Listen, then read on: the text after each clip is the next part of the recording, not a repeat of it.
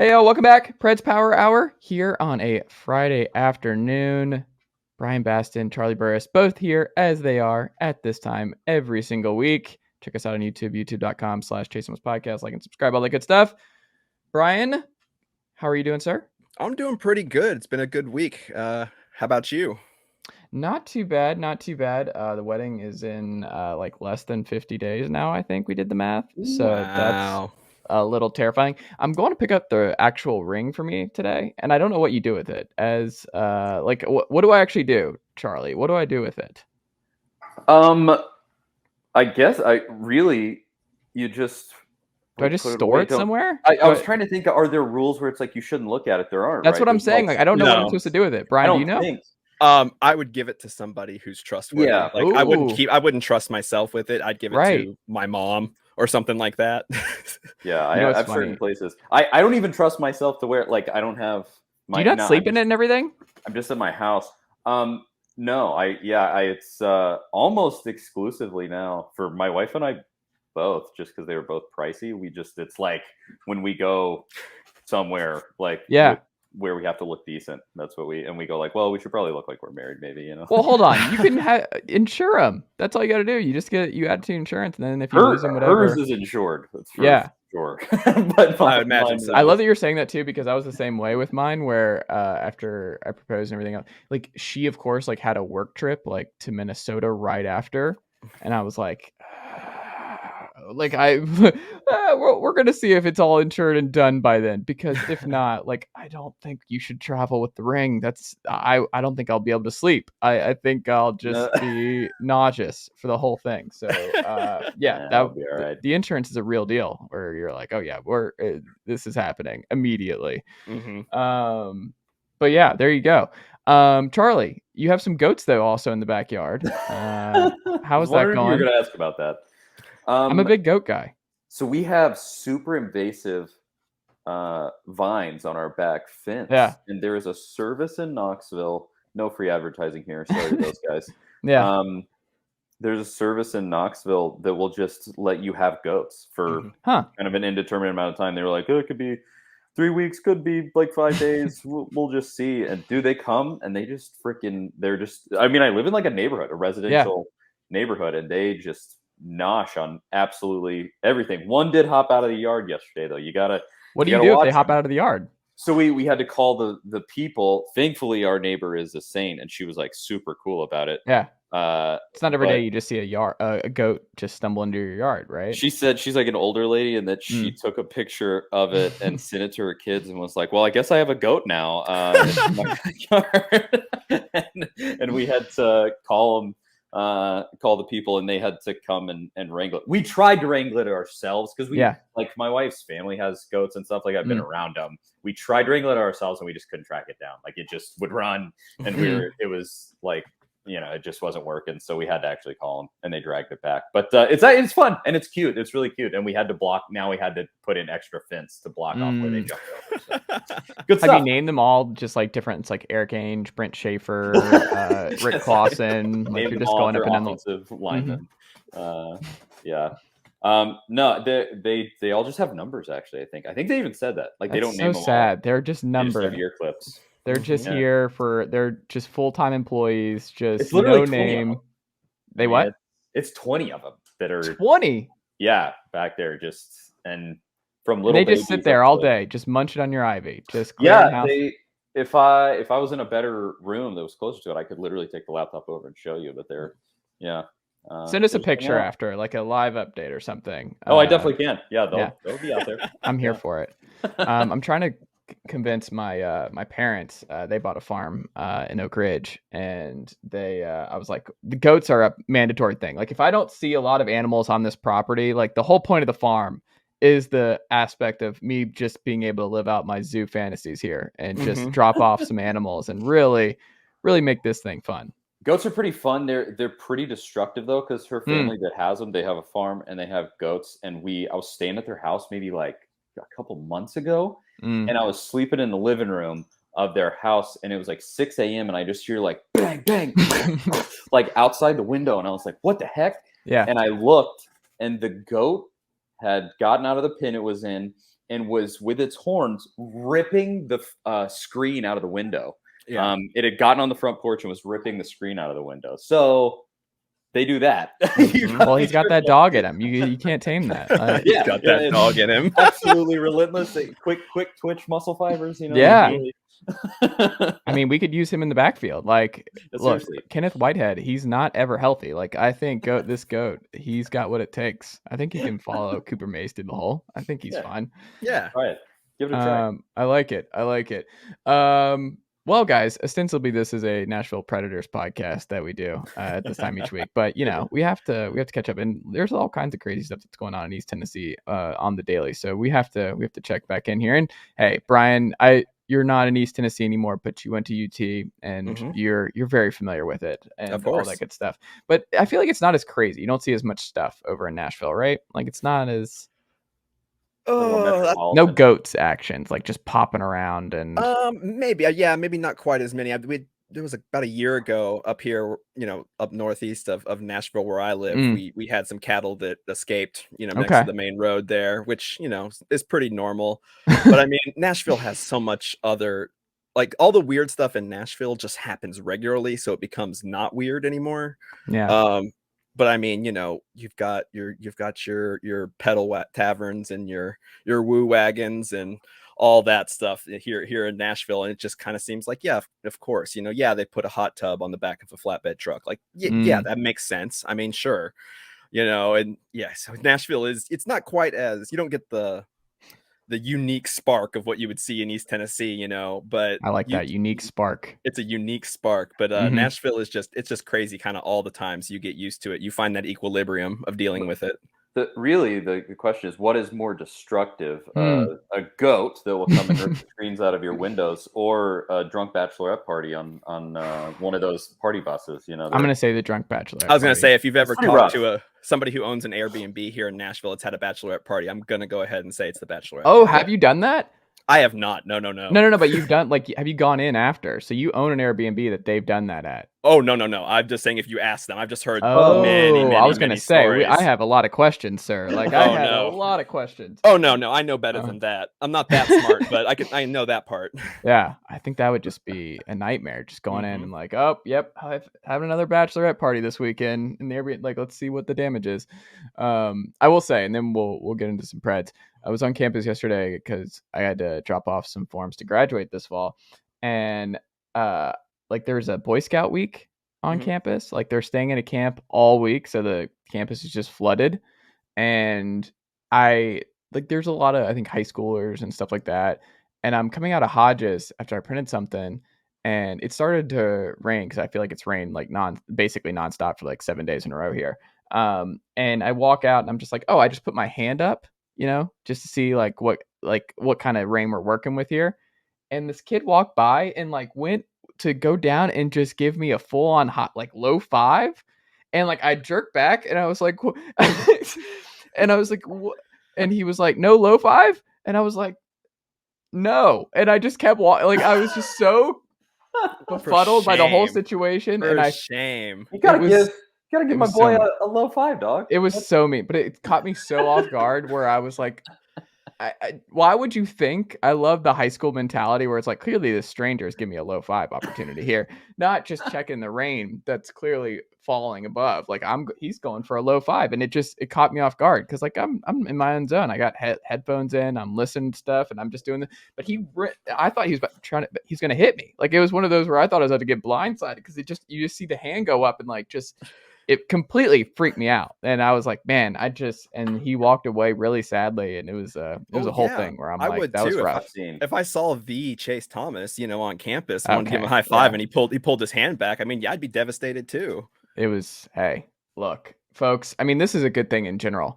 I'm a jumpy dude. Like, I have a lot of Eric Foreman in me, where like, I think Red told Eric in one episode where he's like, you're just so twitchy. That's me. I'm very twitchy. Like, not the twitchy that you need as a quarterback to be a successful NFL quarterback, where that you got to have that quick reflexes and stuff. Not that kind of twitchy, just more of like, oh, I might get hit at some point, so I'm just going to always be on my toes of like, I don't like being touched. I'm not a personal touch kind of guy. It's not my love language.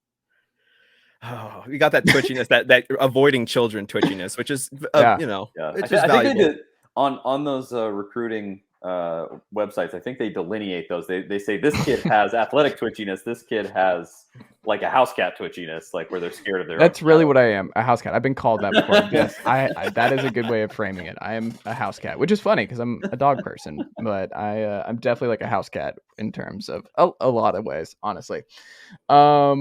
But I'm not even sure how I can do a natural lead into the Preds.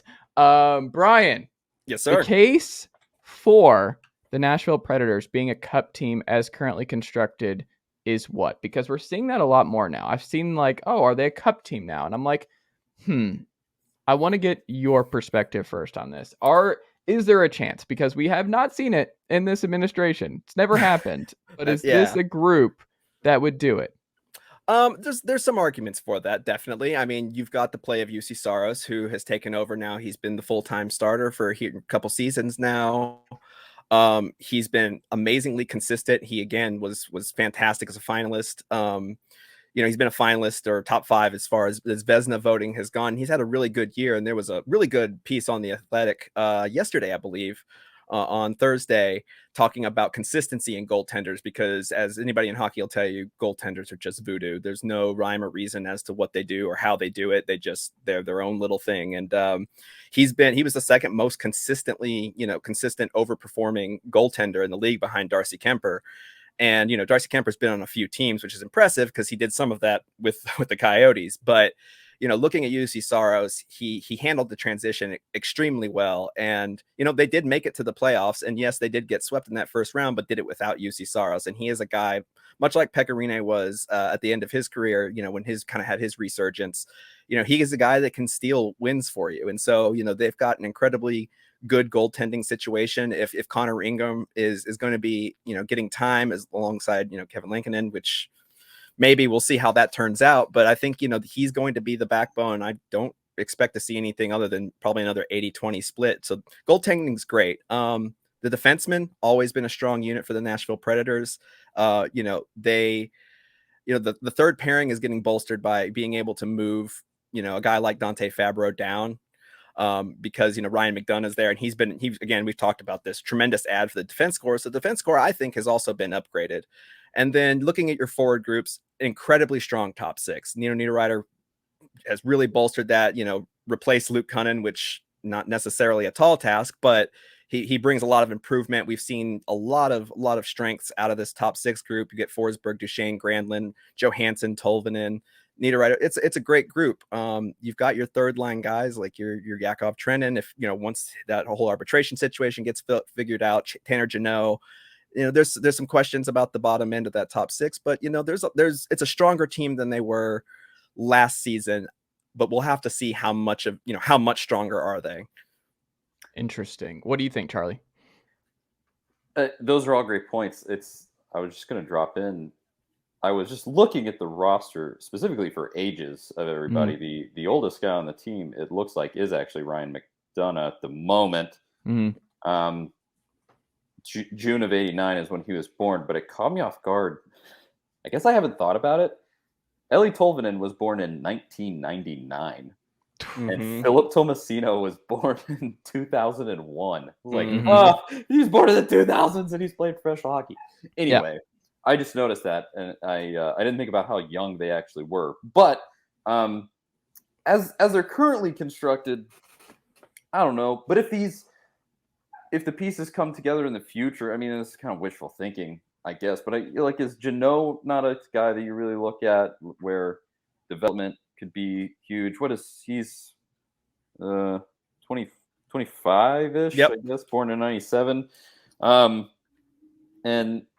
some of your forwards are close to aging out, I would say. Forsberg is right on the edge of going down the other side of the hill. Johansson is kind of right there too.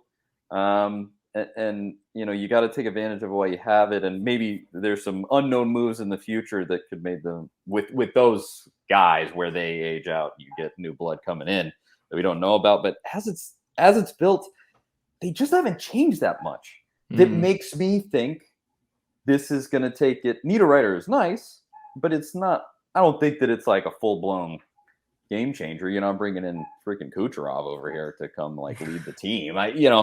It's a good roster that will get you to the playoffs, I think, but it will be a miracle season from UC Stars. Like that's what I would think. Like it's gotta be the Pekka in the playoffs when they made that cup run. I mean, he was just a brick wall, and sometimes you hit that nice sweet spot and it works for you. But yeah, the defense is really strong. I think it's gonna be strong going forward.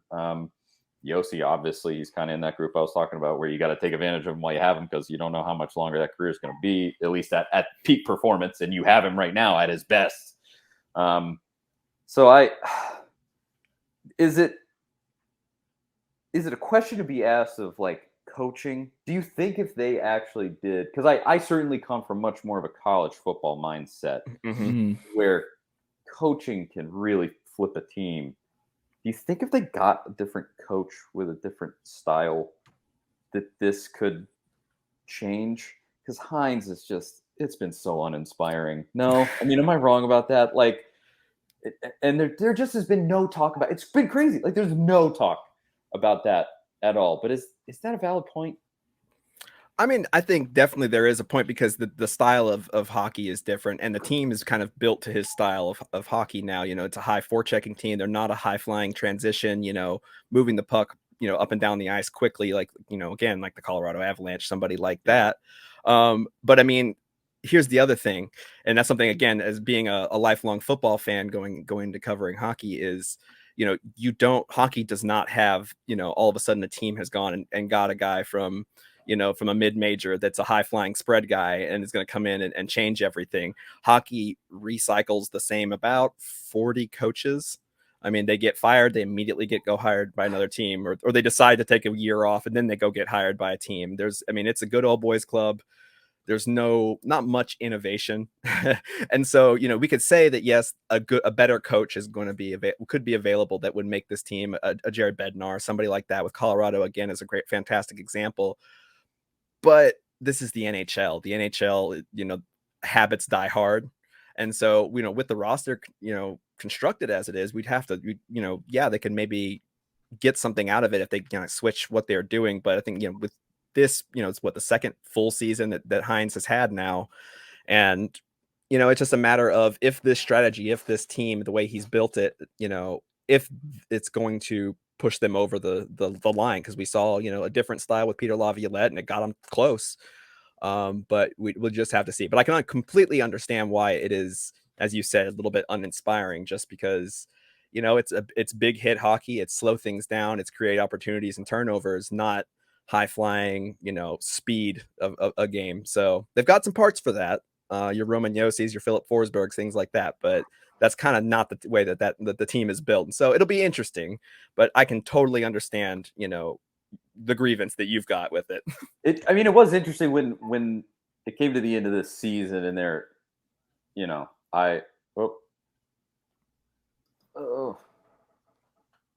sorry, it died on me. Oh, no, you're here. Froze. You're good. Hey, good. It's everything froze and you guys were like gone for a second. I was like, we're here, Charlie. We're always here. It was interesting when it came to the end of the season, and my take was get rid of Boyle, get rid of Hines, shuffle this roster up, like really do something here. You're stuck in the mud, spinning your tires. It's just not working. And the responses from a lot of people when I put that out on Twitter, like people were like, bring back Barry Trotz. I was like, bring back Barry Trotz so we can just go back and do the thing, basically what we're doing now, which is what we did with him at the end of his time there. Yeah, he went and won a cup somewhere else, but that doesn't mean he's going to come and would come back and win one here. That's the NHL in a nutshell right there. Like bring him back, Yeah. Let's remember some guys. Yeah, I mean, you guys are used to it, hearing, back in the days between the Derek Dooleys and the Butch Jones about, let's get Phil Fulmer back in there, and you're like, well, hold on, jury's still out on Phil Fulmer. Phil Fulmer, the AD. Is it still out? It was pretty early. Hey, whose name was not included on that report? There's one name, Phil Fulmer. That is true. People forget. No, shout out to Danny White, our guy. Bryan, what is the case against this team being a cup team? I have a feeling that you have a lot more, and this is like just teed up for Charlie, but it kind of builds off what Charlie just said in terms of why he can't talk himself into it. Like, what can you build off that? Yeah, I tried to keep the first half of that positive. You said there are a lot of things. They just, again, I use this. I hate to go back and use the same metaphor I've used before, but last year they were a Shreveport, type of bowl team. They're going to barely make it and be there. This roster is, again, topping out at an Outback Bowl level. Second round maybe. I have a lot of concerns about the discipline and the penalties that they took. They were a pretty decent penalty killing team, but if you're killing that many penalties, you're just giving more opportunities. It's something that really, I understand, but the style of hockey that they play really lends itself to that, but they can be better than what they were last season. And it didn't seem to get much better as the season progressed. So that was one part of it. Second is, are we going to see Hines, he has more trust. He has less trust in his rookie players, as far as like an Ellie Tolvanen. The emphasis since he arrived in Nashville playing full time was that, yes, he's a fantastic shot, but nothing else. And he did everything that the coaches talked about. He fixed his all around game and then got rewarded for that by getting benched towards the end of the season because he wasn't scoring goals, which, that's a perfectly valid criticism. But, he having some patience for a guy like that and then continuing to play Luke Cunnin for all 82 games, a little bit weird. I'm also pretty worried about the bottom six. I don't think that it has, you're going to have Zach Sanford in there, as a guy in the fourth line, which shouldn't matter, 8 minutes a game or so. But, if that top line and that is not out there, scoring drops a little bit. And then once you get past the second line, you've got Tanner Jeannot as a viable scoring threat, and there's not much after that. And so they're relying on that bottom six to really slow the game down, forecheck and all that stuff. But if you don't have scoring threats all up and down the roster, you can't keep up with a team that can score a lot of goals on you, no matter how well. UC Saros can make 50 saves, but letting 4 goals in, well, after 50 saves, a very good performance by all metrics. But you've got the team has to give him some kind of goal support, and that's something that they've struggled with quite a bit. They're better last year. Philip Forsberg and Duchesne kind of exploding really helped with that. But I just don't think that they have that killer instinct to put teams away. They've gotten better about protecting leads than they were under Laviolette. The Laviolette's turtle has disappeared, thankfully, but it's, again, they just don't have that killer instinct, I think, yet. By getting something like a Matthew Tkachuk would have definitely added. I mean, just across the board would have added a lot of things. So yeah, there's several. I mean, but I'm sure that Charlie, you've got several more you can bring up. You definitely took my biggest point that I was probably going to make. The penalties were just, God, like, come on, guys. Like you said, the style of play lends itself a little bit to it, but if you're better than they were, it's not that bad. And that just kills you. And that was a huge one. The depth to me is what will truly set them apart. To your point of finding scorers down the roster. You think back to that cup run in 2017, it was stuff like a hat trick from Colton Sissons in those games where you were just like, oh, this is out of nowhere. Like, look at this. And we're getting this contribution from this guy who's, good, but not one of your star guys. And I mean, who is that going to be? Colton Sissons is still there, I guess. It'd be nice if he could throw in some hat tricks. So, go right ahead. But I don't think he's gonna. But it was stuff like that carried them forward in that run, and it's like I said, outside of like an absolute miracle season from UC Saros, it just what is really there that is more than like an Outback Bowl teams, as you said. Like it just is not to me, unless they just totally switch up, like Hines like switches his coaching style. I don't know. Outside of something like that, it's hard for me to just envision anything more than what we've seen the last 3 years. It just is that sort of first round, maybe second round, maybe you can push somebody in the second round, but is it much more than that? Probably not, kind of a team. And it just, to me, this is almost worse than just being really bad. Because when you're really bad, you can just go, screw it, we're blowing it up, start it over. But now you're looking and you're going like, okay, we're not that bad. We're right there. But you're in this purgatory of just like we're not at that Avalanche level. They're skating circles around us when we play them, and we're also, we'll beat the Red Wings in the bottom half of the league anytime we play them too. It just is this kind of middle of the road that they can't seem to find any real way to get out of for the last few years. Well, and I will say that you've brought up this point several times, but in defense, I guess, of the case for them is the most important thing in the playoffs is goaltending. And I think this team, as it's built, with or without Juuse Saros, is it can be a playoff team. They can get there with or without him, I think. Ingram was good. Ingram was pretty good. Yeah. And so they get to the playoffs, and if Juuse can have a strong playoff performance, that can be enough to push a team over. It's just a matter of, one, keeping him healthy, and two, making his job easier by not putting him on the penalty kill 4 or 5 times a game. So you never know. You get to the playoffs, your goaltending becomes massive, and you can ride a team, all the way to the Cup Finals, like the Predators did a few years back. Absolutely. Charlie, you got to run, but before you go, Toews, you didn't get your Tkachuk. Would you jump in on that? What kind of season is he coming off of? I didn't look that closely. Not a bad season at all. I think around, let me pull this back up because I did have it up a second ago. My apologies. So he is 34, which I don't want to say anything about how old that is because it's going to date me. Well, hold on. We're already there now. Like we're old running backs, and it's like he's 26, and you're just like, that dude's washed, and you're like, oh god. Yeah, so last is washed.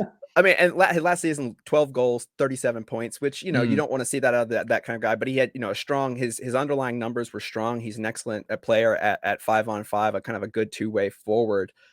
So yeah, I mean, he had a pretty good year. So the main thing to me that I think you could find in a guy like that is just that seniority. I mean, he's in the back half of his career. You're not going to expect a giant season from the guy coming in, but you look at some of the guys who fit in that slot in the past where they just brought senior leadership, so to speak, like a Mike Fisher. Like, he was so special.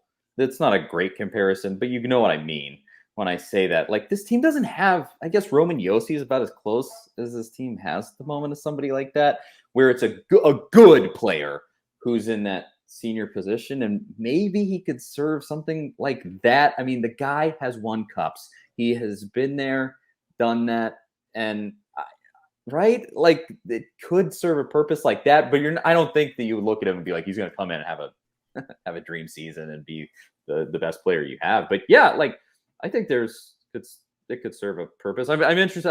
I'll stick around for your answer here. I want to know what you think about that.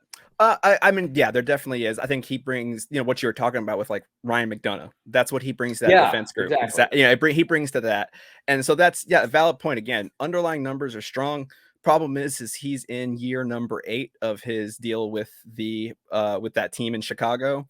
And that his last year, they got to pay him $10.5 million with a no movement clause. So that's, it would be a guy that would make sense. It would be a very David Poile move to get, but I don't even think that they could. If you're gonna make room for a guy with that much money, you're making room for a Matthew Tkachuk, not a Jonathan Toews. Yeah. Devin Toews, I'd spend about that much money on him, but he's a whole lot younger and a whole lot better at this point. But he's a guy that if you can get him next season after this deal, get him to a 1-year deal sitting at like $4 or $5 million, after this coming for the 23-24 year.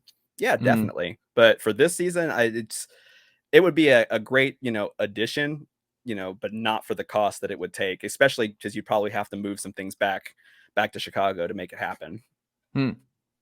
Cool. All right. Well, I do have to run now. So thanks, guys. Another great week, and we'll see you next week. See you, Charlie. All right, see ya. See you guys. As we continue on Preds Power Hour here on a Friday, Bryan, my next question to you: the biggest position of strength right now in Nashville is where? What position? You can say line. You can even go line, like this is our best line, and I'm pretty confident in that. Or is it defense? Is it forwards? Like who is the strongest position group right now on Friday, July 29th? Man, that's a little bit rough. So, part of me wants to say that group of Matt Duchene and Philip Forsberg and Mikhail Granlund, just because they were so dynamic. You have 2 40-goal scorers, that can play. Duchene has been alternating between center and wing pretty much since he arrived, as Nashville kind of does with all of their centers. But really, I think the backbone of it is that top pair of Roman Josi and Alex Carrier, just for the fact that Roman Josi has not had a guy like a Ryan Ellis. Ryan Ellis was a do everything type of guy. He was strong defensively. He had some type of offensive presence, so it allowed Roman Josi to open up. But in those years prior to last season, the Predators relied on Roman Josi to do pretty much everything. He was, getting the most minutes by far of anybody by the team, 30 plus minutes every single night. But he was, in charge of all the breakouts, in charge of pretty much everything, quarterbacking the power play, that type of thing. But with Alex Carrier, it kind of gives them a dimension that they haven't had in a little bit, and a young player that they could trust, bring him in there, and he can move the puck. There's been a couple of pieces out there that talked about, one of the successful things that the Predators did last season was take some of the weight off of Roman Josi, not making him do everything all the time. And we saw what happened. He was able to, have just a career season last year, and probably, could have won the Norris Trophy again. And so, that group with what he can do, but having a guy that can come in there and say, Alex Carrier, Rosi's not babysitting him. You see that a little bit with Dante Fabro and Matthias Ekholm a little bit. But Alex Carrier really frees up that team. And because those pairs are not just out with those top lines, sometimes I think that might be one of the biggest positions of power that the team has, outside of maybe goaltending. But again, with goaltending, Saros goes out. What do you do? And so I think that first pairing, I think, is kind of the place you start with the Nashville Predators. Interesting. I'm very excited to see what they do. And I think, like we've talked about here, it's like, I think they're a high floor, lowish ceiling team right now is the way it looks like. And that's kind of where they were last year, but I think there's still just a better chance they're a little bit better than they were a year ago. And does that mean they're a cup team? No, I don't think it's presently constructed, but I think I would be surprised. I think at this point we would be surprised if they're not a playoff team, right? Like, I think that's just kind of where they are. They're just like, they're a playoff team. They're not a top 4 seed in the West, but that's an okay spot to be in because, like we said, with Tkachuk or whoever, they still could do something if they're having a better than anticipated start first half to next year. You have some resources, you have some ways of navigating to go all in a little bit more and push you there. So we'll see where guys like Josi and everybody else are going into this year. And if things are good, then hey, it's a good spot to be in. Like, you want to be a for sure playoff team with options to get even better. Definitely. Well, we'll see. Last thing, and then we have to wrap up here on a Friday.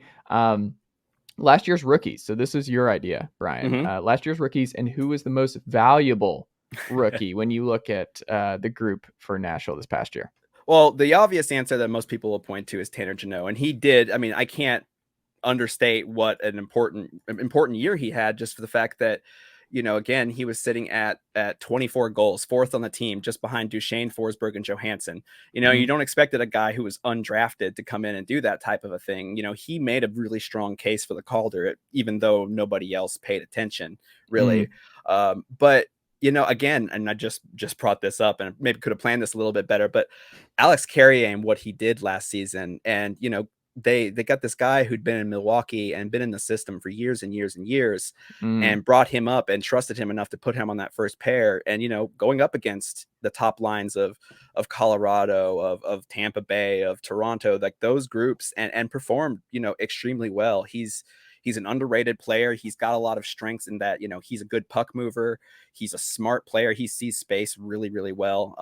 He's very good, disciplined at his gaps and his gap control and things, of that nature. His skating has some work to do, but again, that just takes time, and he's been very, very good, up to that point. And so, seeing a guy like him, he's not, I think his stat lines last season weren't I think 7 goals maybe, or 3 goals, actually 3 goals and 30 points.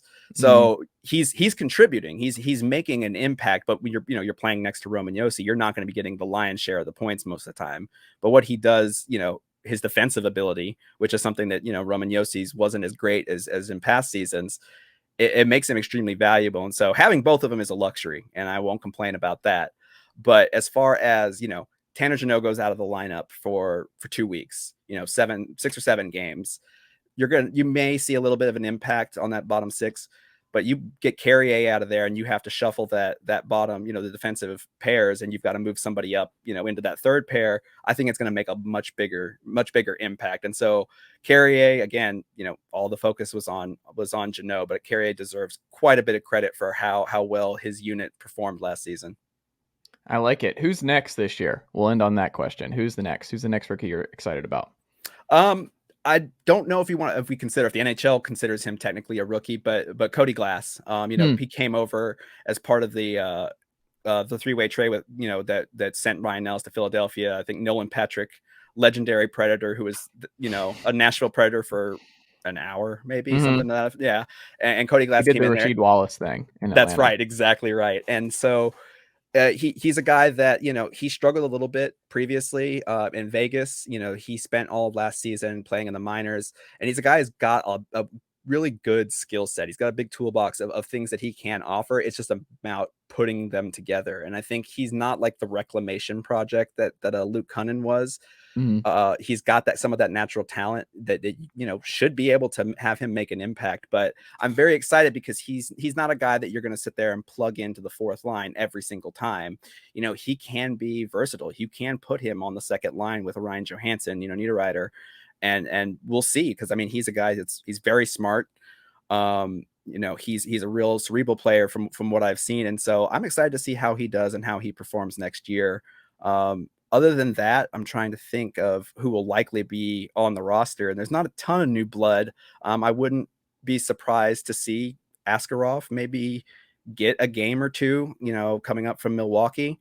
So that'll be that's going to be must-see TV no matter how he does, just because he's such an entertaining player to watch. He was a blast just to watch it at rookie camp this year, a couple weeks ago. So, I think that's probably the only major guy that you may see. But, I said that last year, and we saw Tanner Jeannot come out of nowhere and Alex Carrier come out of nowhere. So there you go. Well, we'll see what happens here.